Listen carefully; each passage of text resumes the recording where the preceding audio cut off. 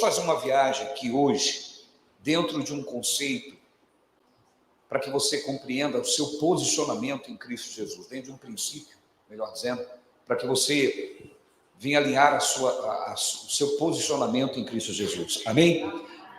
Provérbios 26, versículo 2, pode postar, diz assim, ó, como pássaro no seu vaguear e como andorinha no seu voo, diga comigo, assim a maldição sem causa não virá. Diga de novo comigo, a maldição sem causa não virá. Amém, pessoal?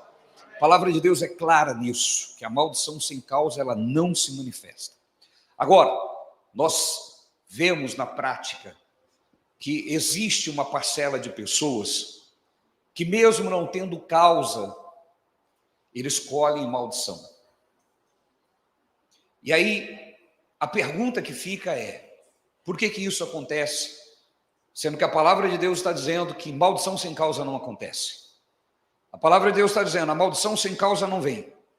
Mas existem pessoas que, por mais boas, honestas, por mais que elas fazem tudo certo, obedecem a Deus, algumas pessoas, e talvez você já conheceu pessoas assim, que viveram coisas na sua vida, maldição, mesmo eles não tendo causa. E é isso que nós precisamos alinhar dentro da palavra de Deus na nossa mente. Precisamos, alinhar a nossa mente segundo a palavra de Deus para que a gente se posicione espiritualmente. Porque se você não se posicionar espiritualmente, não adianta existir uma afirmação dizendo que você pode viver de tal jeito se você não assumir isso. Amém, pessoal? A razão de mesmo algumas pessoas não dando maldição, não dando causa e a maldição acontece, é porque eles não se posicionam espiritualmente. Alguns por não conhecerem, e outros por conhecerem e não se posicionar. Diga comigo, o meu povo é destruído, disse Deus, porque lhe falta conhecimento. Diga de novo, meu povo é destruído porque lhe falta conhecimento. Agora Jesus também diz que o homem que ouve a palavra e não pratica é um homem imprudente. Jesus é muito claro em dizer que se somente ouvirmos a palavra de Deus e não colocar ela em ação, isso não vai resolver nada em nossa vida, porque Jesus, ele declara que aquela pessoa que ouve a sua palavra, mas não coloca em ação, sobre a vida dessa pessoa vêm os ventos, as tempestades, batem contra essa casa e essa casa desaba. Então percebe? Pensamentos, conhecimento, sem ação, não vale nada. Repita comigo, pensamentos, diga pensamentos bons, diga planejamentos bons, bons conhecimentos, sem ação, é inútil. Estão me compreendendo? Então não é o quanto você sabe, não é o quanto você conhece, não é o quanto você planeja, mas é o quanto de tudo isso você consegue colocar em ação.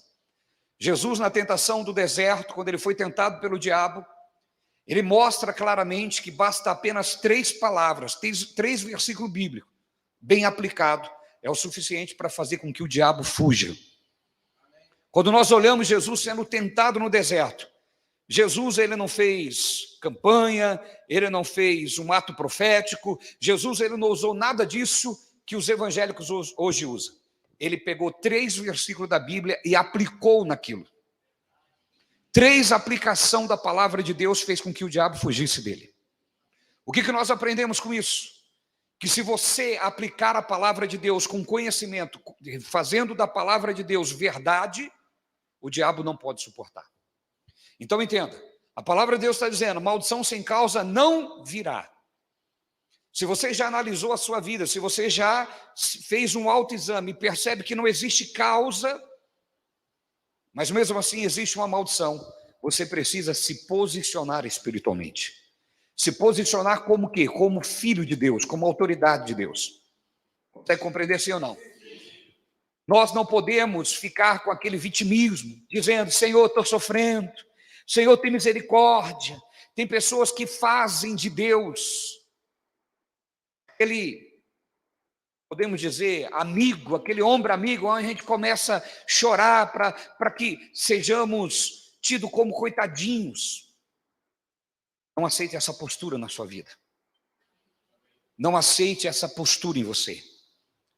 Amém, pessoal? Eu não digo com isso que você não possa chorar diante de Deus, mas estou dizendo que não deve ser para que você se sinta esse coitadinho, para que Deus tenha dó de você. Porque Deus, ele não opera por meio de dó. Não é por meio de dó que o poder de Deus opera, é por meio da fé. Não adianta você querer se sentir esse coitadinho para que Deus tenha dó de você. Isso não vai resolver nada. É preciso que você saiba que sem fé é impossível agradar a Deus. Repita comigo, sem fé é impossível agradar a Deus. Lá em Marcos capítulo 11, versículo 23 em diante, nós temos o relato de Jesus diante de uma situação. Ali ele foi procurar, ele estava com fome, foi procurar figo numa figueira, não encontrou, ele amaldiçoou aquela figueira, e ele vai embora junto com seus discípulos. No outro dia, quando ele volta, Pedro e os outros discípulos olhou para aquela figueira que tinha secado desde a raiz, olhou para Jesus e diz: mestre, a figueira que o Senhor amaldiçoou secou desde as raízes. O que Jesus falou? Jesus ficou lá aceitando aqueles elogios. Jesus, ele entrou dentro daquele pensamento, né, de ser agradado? Não. Jesus olhou para os discípulos e disse: ó, se alguém, Jesus estava dizendo para os discípulos, qualquer um pode fazer o que eu fiz. Quando ele diz se alguém, ele está dizendo qualquer um. Se alguém tiver fé do tipo de Deus, olhará esse monte e dirá a ele: erga-te, lança-te no mar, e não duvidar no coração, mas crê que se fará o que diz, tudo o que você disser será feito. Percebeu o que Jesus está dizendo? Jesus não ficou ali pegando aqueles elogios e ficou envaidecido com aqueles elogios. Pelo contrário, Jesus se posicionou e ele diz para os discípulos: a vida é feita de posicionamento. Não adianta você ter uma árvore infrutífera na sua vida. Não adianta você ter algo que não produz nada de benefício na sua vida, e se você não se posiciona de frente a isso. Consegue compreender? Jesus, ele amaldiçoou a figueira. Ali Jesus estava preparando para nos dar uma lição importante de como viver a fé. E os discípulos, então, maravilhados com aquilo, começam a elogiar Jesus, e Jesus não entra nessa vibe. Jesus ele não entra nesse pensamento de receber aqueles elogios. Não é porque Jesus era grosso, ingrato, mas que Jesus sempre aproveitava toda a ocasião para ensinar a respeito dos princípios que transformam a vida do homem. E aí Jesus diz, quando os discípulos disseram: mestre, a figueira secou, Jesus diz: em verdade eu vos digo, se alguém. Consegue entender isso? Esse se alguém é o mais importante de todo esse versículo para mim. Se alguém. Jesus estava dizendo qualquer pessoa. Ele não diz somente eu posso porque eu sou filho de Deus, ou porque eu tenho todos os dons ministeriais manifestos em minha vida, ou porque todos os dons do Espírito estão em mim. Jesus não começou a falar dessas coisas que muitos ensinamentos das religiões pregam. Jesus, pelo contrário, ele diz: se alguém tiver fé do tipo de Deus. Vamos especificar isso comigo? Para gravar na sua mente? Vamos lá comigo. Se alguém tiver fé do tipo de Deus. Olha para o teu vizinho e diga assim: não é qualquer fé, viu? Diga assim: é a fé do tipo de Deus. Talvez você diga: mas existe vários tipos de fé? Existe, você nasceu com fé. Você vai num restaurante, pede uma comida e você come pela fé. Você não sabe se lá tem um veneno, se aquela comida está estragada, você nem pergunta, você vai pela fé. É ou não é verdade? Sim ou não? Você entra no avião, você vai pela fé. Uma fé natural. É ou não é verdade? Você nem pergunta se o camarada realmente está habilitado para te levar para outro lugar. Você confia. Não é essa fé natural que todos nós nascemos. Não é verdade? Você liga no iFood e pede um lanche. Você pergunta como foi feito o lanche? Alô? Apesar de todo restaurante ter aquela plaquinha que você pode visitar, alguém já pediu para visitar? Você já entrou lá no restaurante para visitar? Percebe? Nós temos de direito, mas quantos aqui já entraram para ver o restaurante? A cozinha do restaurante. Alô? Percebe? Tem coisa que não adianta você saber que você pode fazer. Você não vai fazer. É ou não é verdade? Alguns até vai dizer o seguinte: eu não, vai que eu descubro alguma coisa. Então, assim, essa fé humana é até uma fé cega. É assim ou não é? Então Jesus não está falando desse tipo de fé. Jesus está falando da fé do tipo de Deus. A fé do tipo de Deus é uma fé que se posiciona. E essa fé está revelada em Gênesis capítulo 1, versículo 2. A terra era sem forma e... Diga, a terra era sem forma e vazia. Então nós temos aqui um problema. A terra era sem forma e vazia. Havia um caos. A palavra de Deus diz que o Espírito de Deus movia sobre a face das águas. E é engraçado que a palavra de Deus também diz que Deus olhou para todo aquele caos e diz: haja separação das águas e da terra seca. Imagina, pensa comigo, separação das águas e da terra seca. Se precisou separar, imagina antes de ter separado, o que era? Água misturada com terra. O que era? Um lamaçal. Era assim que estava a terra. O que é que Deus fez? Deus disse. A fé do tipo de Deus é a fé que fala, é a fé que se posiciona. Não adianta você ter fé e ficar com a boca fechada. Aí eu sei que vai vir aqueles crentes que tem aquela cabecinha, né, que sempre questiona tudo, ele vai falar assim: e o mudo?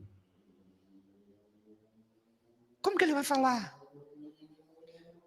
Você precisa aplicar um princípio chamado misericórdia e graça. A misericórdia e a graça, ela opera sobre a impossibilidade humana. Eu vou repetir. A misericórdia e a graça, ela opera na impossibilidade humana. Então, você que fala, não deve se comparar com aquele que não fala. Porque sobre você não existe misericórdia e graça. Você precisa se posicionar. Porque você tem possibilidade de se posicionar. Consegue compreender? Então, Deus não se posiciona na vida daquele que pode se posicionar. Consegue entender? Está claro isso? Bom, respondida a sua pergunta, para quem pensa assim, eu vou continuar. Então, a fé do tipo de Deus é a fé que fala. Jesus olhou para aquele caos e disse, Jesus olhou para aquela árvore, melhor dizendo, e disse: nunca mais coma alguém fruto de ti. Percebe que é o mesmo posicionamento de Deus, quando ele olha para a terra sem forma e vazia, ele diz: haja luz. É uma fé que declara o que acredita. Estão me compreendendo? Então a fé do tipo de Deus é uma fé que faz uma escolha de não acreditar nas circunstâncias, naquilo que os olhos estão vendo, naquilo que estão sentindo, mas naquilo que a palavra de Deus declara como verdade. Eu escolho como verdade absoluta aquilo que a palavra de Deus está dizendo, e eu pego aquilo que a palavra de Deus está declarando e assumo como verdade e chamo a existência para esse mundo. Haja luz, haja separação.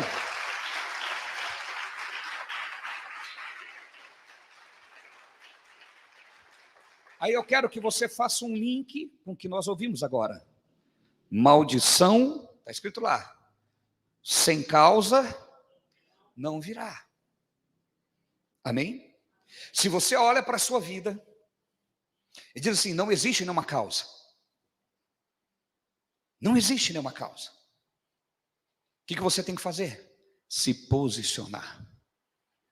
Nunca mais coma alguém fruto de ti. Haja luz, haja separação das águas e terra seca. E aí, haja, fale, declare aquilo que você crê. Diga comigo: declarar aquilo que eu creio. Esse é um princípio que levou Davi a vencer Golias. Davi, antes de guerrear contra Golias, ele declarou o que ele acreditava. Ele olhou para o Golias e diz: eu vou contra ti em nome do Senhor dos Exércitos. E hoje mesmo o Senhor entregará a tua cabeça em minhas mãos, para que eu entregue as aves do céu. Conseguiram entender? Davi não tinha lutado, mas ele declarou aquilo que ele acreditava. Diga comigo: declarou aquilo que ele acreditava. Enquanto Davi estava declarando o que ele acreditava, existia um exército que estava declarando aquilo que eles viam. O que eles viam? Um grande guerreiro que matava todos sem misericórdia. Um homem que dava trabalho para todo Israel. Um homem que metia medo em todo o exército de Israel. Então existia um exército de homens valentes que estava olhando para a circunstância, que estava olhando para o tamanho do problema. E existiu um jovem que, mesmo ele tendo consciência do tamanho do problema, ele tinha uma crença dentro dele que Deus era com ele. Então, às vezes nós olhamos e falamos assim, Davi venceu, ele atirou a pedra, e o poder de Deus entrou na pedra. Parece uma coisa muito, sabe, é tudo muito místico para religioso. Quando, na verdade, nós precisamos entender por que Deus agiu assim. Os princípios, o passo a passo que Davi tomou para que o poder de Deus operasse. Amém? Davi disse, hoje mesmo o Senhor entregará a tua cabeça em minhas mãos para que eu entregue as aves do céu. Agora, pega esse pensamento. Pegou? Essa oração. Hoje mesmo, pensa comigo, olha. Pensa num religioso orando. Hoje mesmo, o Senhor entregará a tua cabeça em minhas mãos para que eu entregue as aves do céu. Agora, tira o Davi da história e coloca os crentes da atualidade. O que eles iam ficar fazendo? Que hora que o Senhor vai entregar a Deus? Eu orei, eu pedi. O Senhor vai entregar a cabeça dele na minha mão. Vai vir aqui essa cabeça. E a hora que estiver na minha mão, como eu orei, eu vou entregar para as aves do céu. É assim os crentes da atualidade ou não é? É ou não é verdade? Tira o Davi da história e põe os crentes atuais. Eles iam ficar esperando. Eu falava, mas Deus, eu pedi, o Senhor não fez. Nós precisamos entender que Deus, ele trabalha conosco. O Espírito Santo é ajudador. Repita comigo, o Espírito Santo é ajudador. Presta atenção, ele só ajuda porque eu estou fazendo. Consegue entender isso? Se eu estou fazendo, ele me ajuda a fazer. Se eu não estou fazendo, está entendendo isso ou não? Eu vou pegar essa caixa aqui. Estou pegando, está pesada. Eu falo, Maico, me ajuda. Ele vai vir me ajudar. Você não, só para... Você vai pegar mesmo, né? Olha o tamanho do homem. Obrigado, Maico. Então ele vai me... Agora, se eu quero que ele faz, o que eu tenho que fazer? Pega lá. É ou não é verdade? Tem gente que faz isso com o Espírito Santo. O Espírito Santo vai fazer, Deus vai fazer. Ele fica lá, Deus, eu pedi, eu fiz a oração, cadê a cabeça do Golias? A hora que o Senhor der, eu entrego para as aves do céu. Não, meu irmão. O Davi sabia que Deus trabalha em cooperação conosco. Os sinais seguirão aos que crerem. Amém, pessoal? Os sinais pensa sobre essa frase. Os sinais para seguir eu preciso estar em movimento. Ninguém segue nada parado. Repita comigo, ninguém segue nada parado. Conseguiram compreender? Agora vamos tirar o Davi de novo daí. O Davi estava em movimento. Ele foi lá, pegou a pedra, colocou no seu bornazinho. Não foi assim? Sim ou não? O Davi sabia o que estava fazendo. Amém, pessoal? Diga comigo, ele estava em movimento. Amém? Agora tira o Davi e coloca os crentes da atualidade. Senhor, o Senhor diz que os sinais seguiriam os que creem. Cadê o sinal? Cadê a cabeça do Golias? Diga comigo, posicionamento. Amém, pessoal? E aí talvez você pode perguntar, mas aonde está o milagre, apóstolo? O milagre está no poder que entrou naquela pedra. Amém, gente? Amém ou não? Agora eu preciso que você entenda o seguinte. Deus não usou o nada. Deus usou a habilidade de Davi. Não pensa você que o Davi, ele de repente falou assim, eu vou pegar uma pedrinha e vou girar aqui e vou acertar a cabeça do Golias. Não, meu irmão. Ele era bom naquilo. Era a habilidade dele. Consegue compreender? Eu fico imaginando que o Davi, ele ensaiava isso direto. Mas não para o Golias. Consegue entender? Ele ensaiava. Todo dia ele treinava, girar a funda. Na hora da guerra, ele falou, Deus, eu não sei como que eu vou lutar, não. Porque eu não consigo levantar a espada de Saul. Eu não consigo.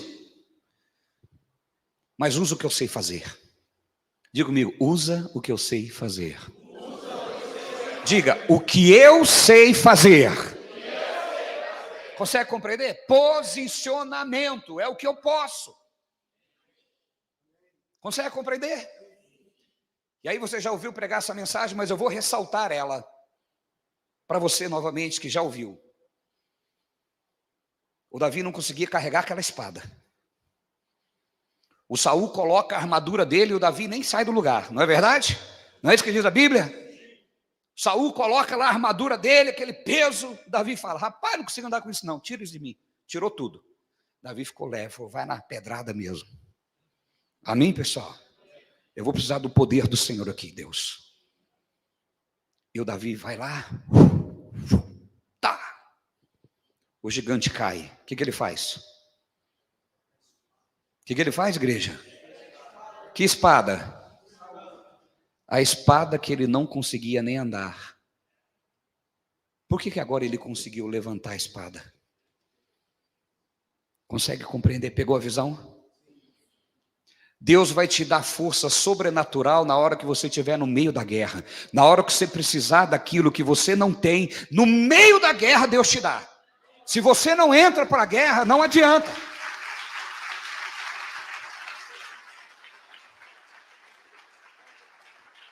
Antes da guerra, Davi não conseguia com a espada. Mas no meio da guerra, o Espírito Santo ajudou. Digam glória a Deus. Então, meu irmão, aplica a palavra na sua vida. Os crentes, eles agem de maneira, eu não sei quem inventou essa maldição, que ensinou as pessoas a serem desse jeito. Eu só sei que tem um que gosta disso, o diabo. Porque enquanto você, mas eu não consigo.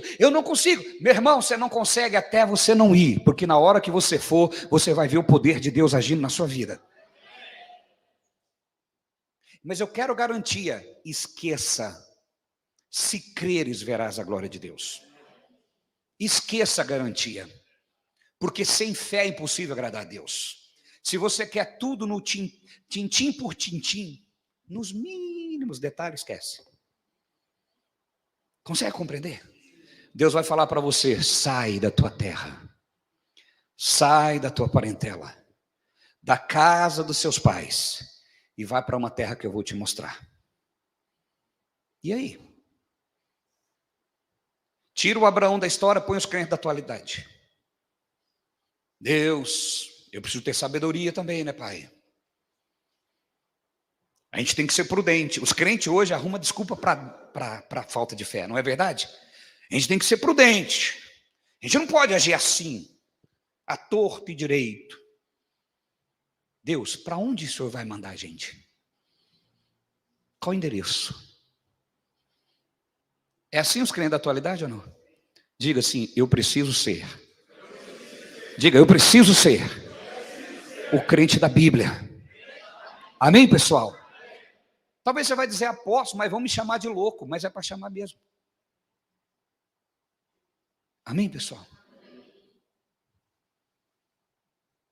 Deus é um Deus, meu irmão, que Ele abre exceção para os seus. Amém? Todos os milagres da Bíblia são exceção, ou exceções. Nunca havia aberto o mar vermelho, mas para Moisés, Deus fez exceção.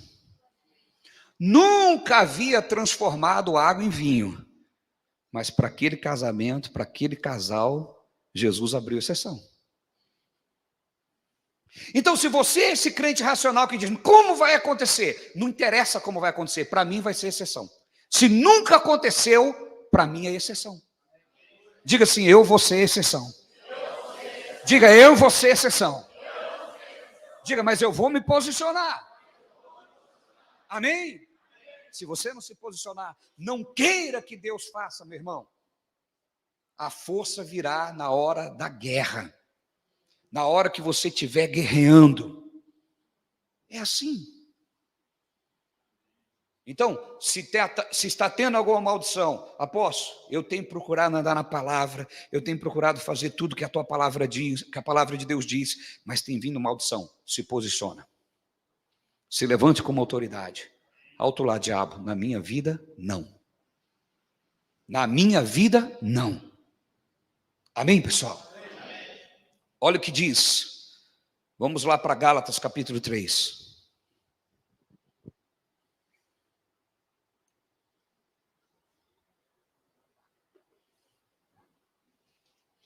versículo 13.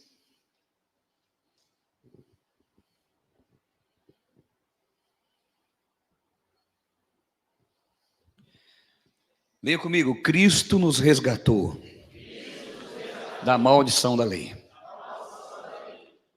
Lá em Provérbios diz que maldição sem causa não virá. Diga assim comigo. Cristo me resgatou da maldição. Amém? Você crê nisso? Sim. Se posiciona então. Se alguém aqui está vivendo maldição, não tem causa na sua vida. Talvez você está dizendo assim, apóstolo, mas eu pequei. Eu falhei. Entenda uma coisa. Aprenda algo.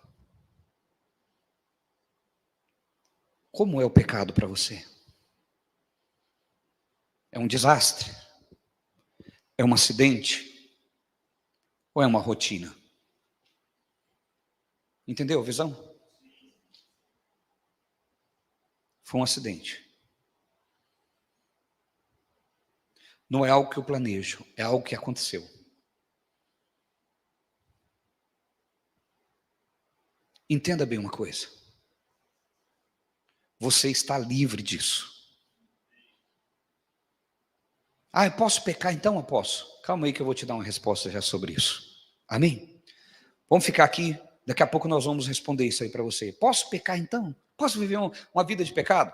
Presta atenção que eu vou te falar, meu irmão. Eu fiz uma pergunta. O pecado é um acidente? É um desastre? Entende a linguagem? Acidente.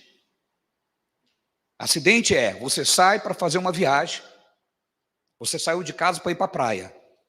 No meio do caminho, você bateu o carro. Você saiu para bater o carro? Isso é acidente. Amém? Então o pecado para você é um acidente, é um desastre ou é uma rotina? Ou você faz deliberadamente? Então, a maldição sem causa e não o pecado não sendo causa é quando você falha como um acidente. Conseguiram compreender? Por quê? Porque Deus falou que ia acontecer isso. Por que vai acontecer isso? Por causa da natureza. A natureza de pecado. Só que você é uma nova identidade em Cristo. Viva a realidade que você é em Jesus. Em Cristo você é uma nova criatura. Mas Deus diz lá em 1 João capítulo 2, versículo 1. Filhinhos, não pequeis. Mas, se pecar. Percebe? O mas é uma condicional, é um acontecimento. Mas, se pecar. Você tem o quê? Um justo juiz para te dar sentença. Você tem o quê? Olha para o teu irmão, diga, você tem um advogado de defesa. Amém, pessoal? Pegou a visão? Eu não estou pregando sobre pecado. Mas eu preciso ressaltar isso, porque toda vez que a gente prega a graça, algumas pessoas tentam fazer da graça a desculpa para que eles vivam uma vida de pecado. Não é isso. Amém, pessoal? Mas a graça é a capacidade de Deus que vem sobre nós. Lembra que eu falei? Graça é um poder que me capacita a fazer aquilo que eu não tenho habilidade para fazer.